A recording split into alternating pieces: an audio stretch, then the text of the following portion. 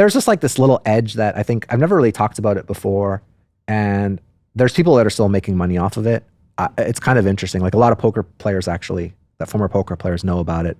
Like a lot of people think, oh, he's full of shit. He never made money, blah, blah, blah. But like this edge is like the greatest edge ever.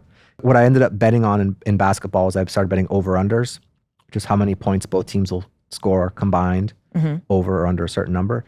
And then I started discovering like you could bet halftime over-unders, like first half and second half. I think that was like when I started to realize, oh, I have an edge in this.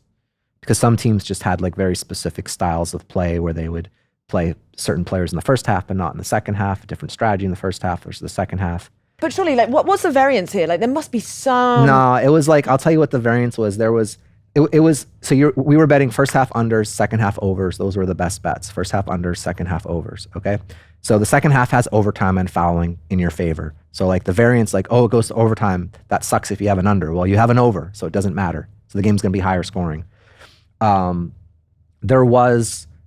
some teams did what they were supposed to do, 41 games a year on the road, and they would probably have gone somewhere in the neighborhood of 30 overs, 10 unders, and like maybe one push in the second half. Like it was such a massive edge. Like you have no idea how big this edge was. Like you could not lose. Like the game total would be 180.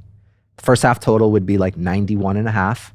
Second half total would be like 89 and a half. They'd score like 82, 83, 81 in the first half and like 110 and 107 regularly in the second half. Like you're winning all your bets by 10 plus points, which is a lot, repeatedly.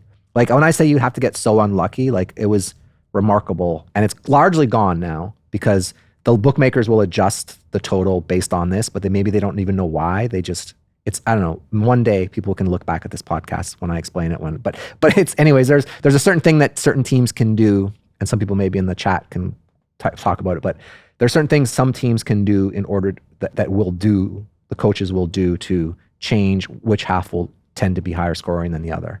And I'll just leave it at that. And so I spotted that very quickly.